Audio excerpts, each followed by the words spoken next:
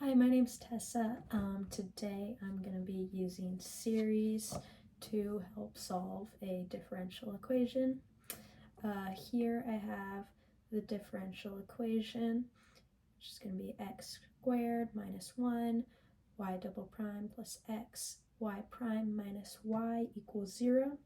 And the first thing that I'm going to do is set up y as a summation. With y's this summation, I am able to find the derivative of y, seen here using a power rule, and then the second derivative, seen here. And then my next step is to multiply our terms into the series.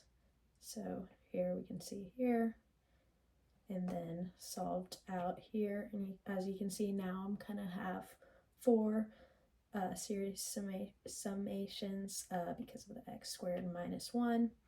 So with the x squared going in, it's going to basically mean that it's just x to the n. And then from the 1, we see this term here. Then here, the x going in is going to just make it x to the n. And then no change here. And the next thing that we want to do is make sure that all the terms are x to the n, and there's only really one problem here. It's this x to the n minus 2. And to work this out, we can let k equal n minus 2, which would mean that n equals k plus 2. And using this conversion, we can see that our equation comes out to this. And because k is just a constant, I'm going to change it back to n and return to my 4 summations. The next thing that I want to do is make sure that they all have the same starting term. So I have an n equals 2, an n equals 0, an n equals 1, and an n equals 0 again. So the best I can do is get them all to start at this n equals 2, which means solving for n equals 0 and n equals 1 here and pulling those terms out.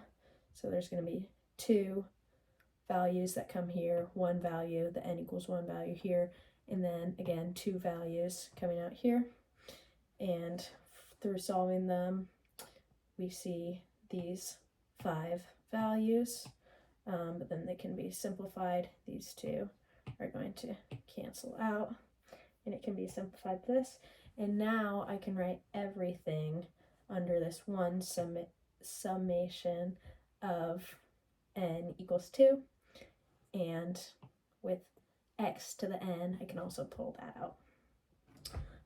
From here, I'm looking for 2 linearly independent solutions. So for the first one, I want to let y of 0 equal 0 and y prime of 0 equal 1, which will mean that a naught equals 0 and a1 equals 1. And then going back to our solution, that first term is going to also equal 0. And because we know that a naught equals 0, that also is going to mean that a2 equals 0. And then 0 equals negative 6 to the negative 6 times a3, so a3 also equals 0. And for the differential equation to equal 0, all of the series terms must be equal to 0 because it's going to create polynomials. So I can set that equal to 0, moving these terms, the an terms, to one side. I can solve out to a n plus 2 equals n minus 1 over n plus 1 times an.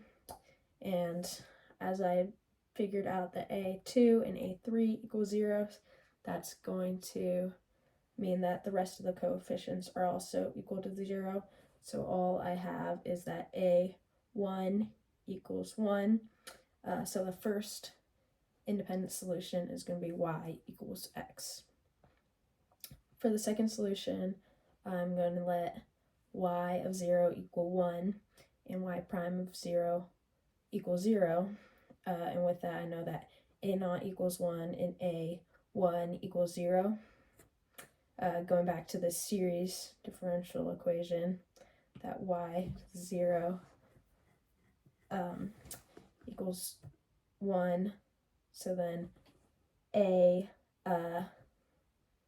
a2 equals negative 1, and then with 0 equals 0 equals 6, a3, then we see that a3 equals 0, and again it's going to be the same where this part of the summation equals 0, so I'm going to rewrite it here.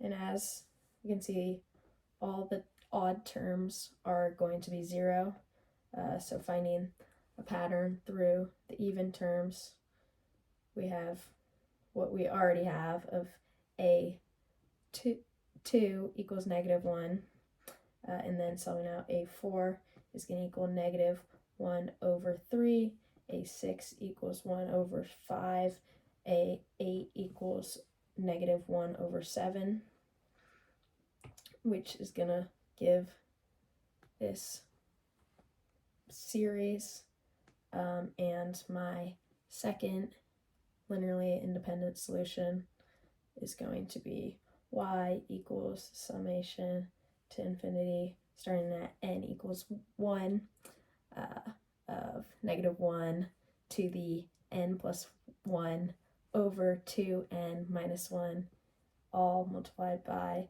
x to the 2n. Thanks for watching.